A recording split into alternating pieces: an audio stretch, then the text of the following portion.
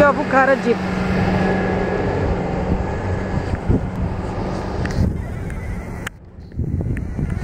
Ето.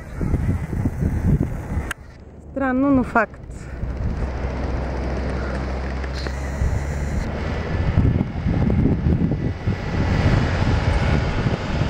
Ето.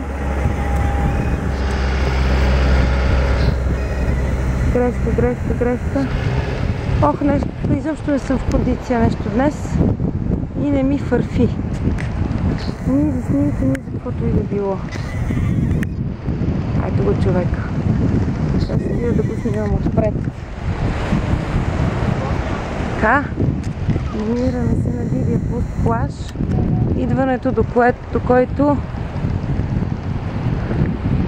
се беше изцяло офроуд. Това нещо много ме понапрегна. Явно в момента ученето е тръгване-спиране и човека се справя никак не зле, стига да не ме изпомачка и изгази. Момент, дали хващам нещо? Ето го. Добре, и помахва ведринко. Хубаво, супер. Първи стъпки прощапулник в офроуда. Кой е като тях? Другия джип, Дъстър, който абсолютно геройски стигна до тук. Поля Пешо и манечки е влязли вътре. Кайо, който е получил нов шнорхел и много иска да го пробва и след малко влизаме във водата. Да.